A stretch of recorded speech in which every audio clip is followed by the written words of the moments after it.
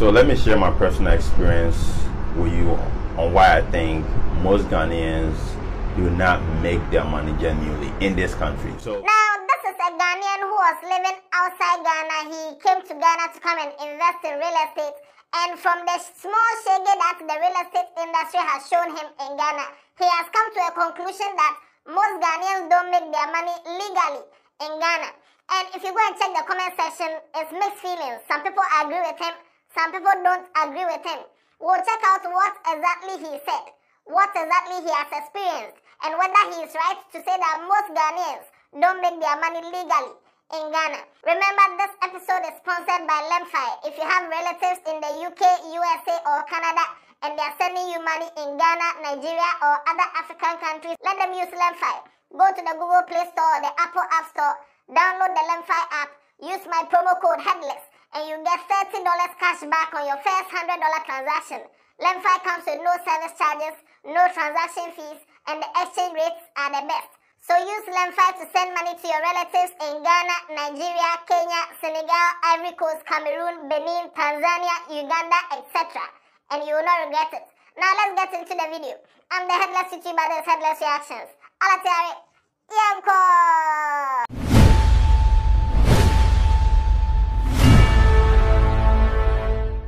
So this man has worked outside Ghana for a couple of years. He has gathered a lot of money. He came to Ghana and he wanted to invest in the real estate industry. And when he went to go and check for houses, he realized something. And because of the things he realized, he has come to a certain conclusion. Let's listen to his story. After that, we'll break it down. So let me share my personal experience with you on why I think most Ghanaians do not make their money genuinely in this country. So as a Ghanaian living outside the country, for the first time, I decided to come back and try to invest in Ghana. And when I say investment, mainly real estate, right? I decided to look into some apartment or houses. And I'm currently in Ghana, came down, it's been almost a week. We decided to shop around with my real estate lawyer. And we were looking at places like Cantonment, Airport Residential Area, Shiashi, East Legon, and those prime areas, right? And as you can see, if you've been very observant, there's a lot of apartment units getting built in Ghana right now. 9 stories, 21 stories. And when we were shopping around, we moved around all these places, and surprisingly, all the units were sold out. It was all sold out, bought mainly by Ghanaians.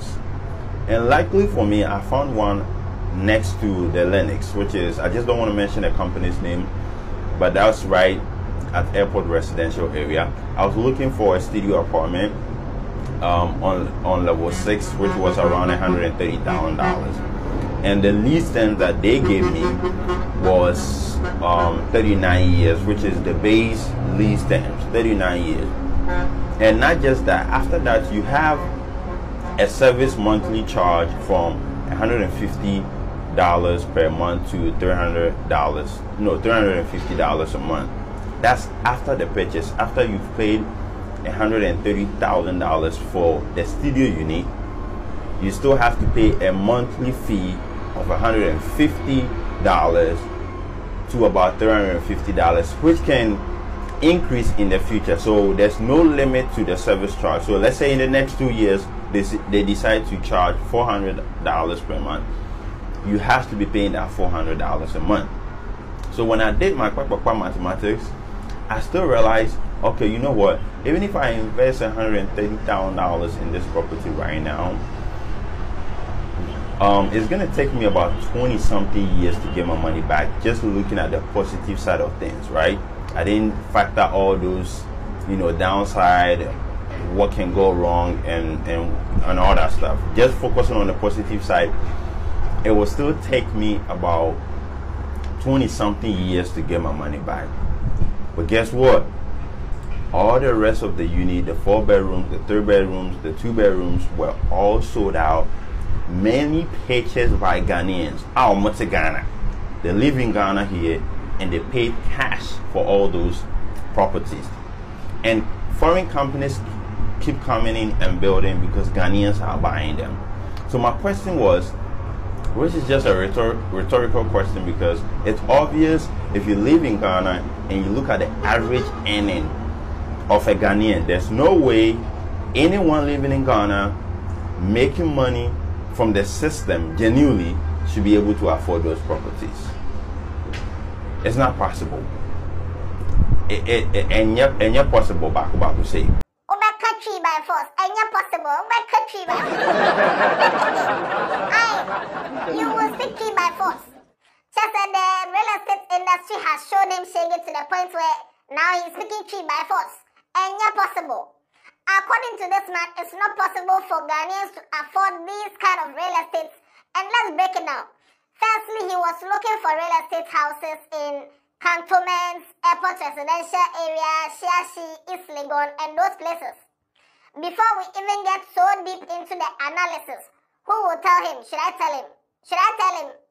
Okay, let me tell him. Say, please, Ghana here, the real estate industry, money laundering,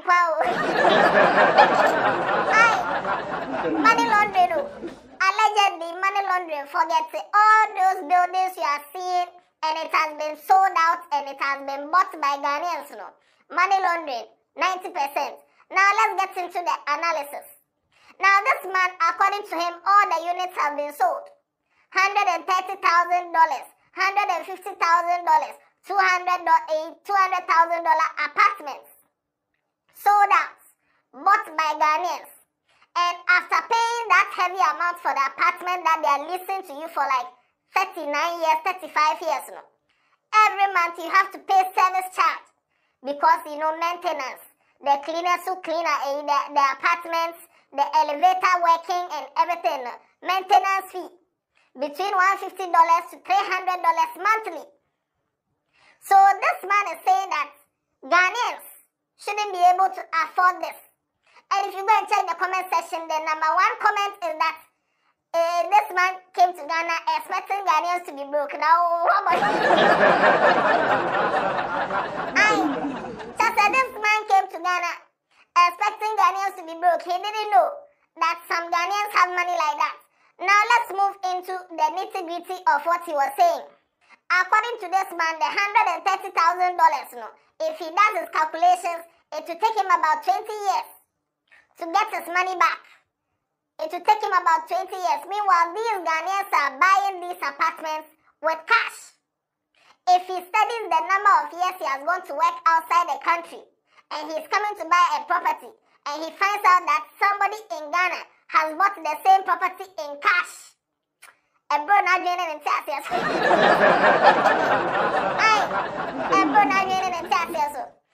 because of that, he has come to a conclusion that most Ghanaians don't earn their money legally.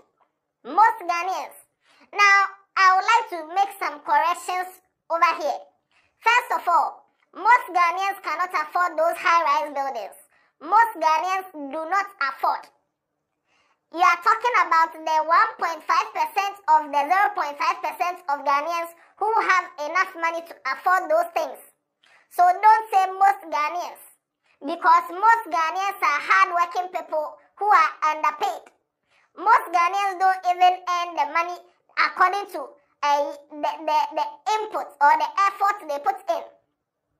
Most Ghanaians don't have enough money to even rent a 3-bedroom house.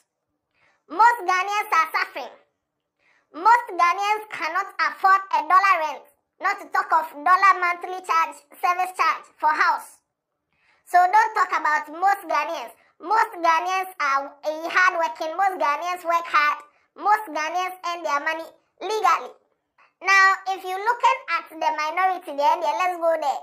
Because most of those high-rise buildings, that even before they finish building the house, they will come and tell us that the house has been sold out now.